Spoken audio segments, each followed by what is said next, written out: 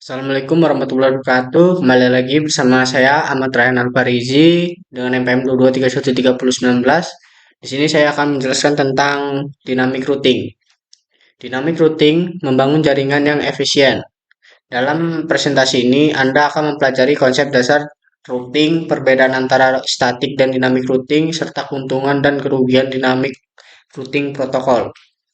Konsep dasar routing. Routing adalah proses mengirim data dari satu jaringan ke jaringan lain. Konsep dasar routing meliputi pemilihan jalur terbaik, pengiriman data paket, dan penentuan tujuan yang akurat. Perbedaan static dan dynamic routing. Static routing menggunakan jalur tetap yang telah ditentukan secara manual. Sementara dynamic routing menggunakan algoritma untuk menentukan jalur terbaik secara otomatis. Fungsi dynamic routing protokol. Dynamic routing protokol memungkinkan jaringan untuk beradaptasi secara otomatis terhadap perubahan topologi. Hal ini meningkatkan efisiensi dan kehandalan jaringan.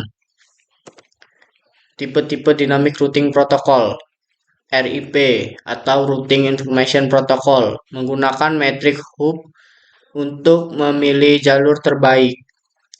EIGRP Enhanced Interior Gateway Routing Protocol menggunakan algoritma jarak vektor untuk menentukan jalur terbaik.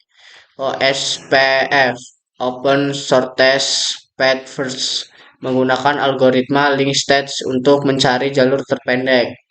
BGP Border Gateway Protocol menggunakan sistem ASN atau Autonomous System Number untuk penyelarasan routing antar domain. Contoh dynamic routing protokol. Di situ terdapat jenis-jenis contoh dari dynamic routing protokol. Yang pertama RIP atau Routing Information Protocol. RIP adalah dynamic routing yang digunakan dalam jaringan kecil hingga menengah.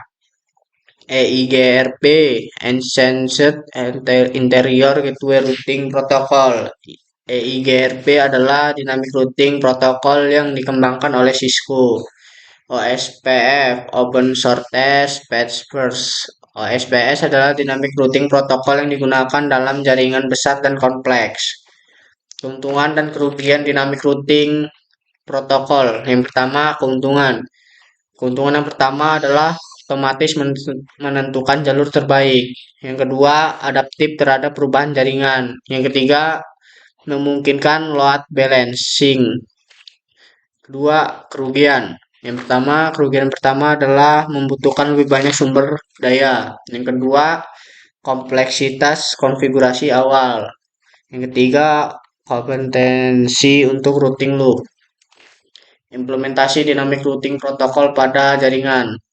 Yang pertama, analisis topologi jaringan, menentukan kebutuhan dan memahami komponen jaringan. Yang kedua, konfigurasi router, konfigurasi dynamic routing protokol yang sesuai dengan kebutuhan. Yang ketiga, monitor dan evaluasi, melakukan pemantauan dan evaluasi kinerja dynamic routing protokol secara teratur. Baik, sekian dari saya akhiri. Wassalamualaikum warahmatullahi wabarakatuh.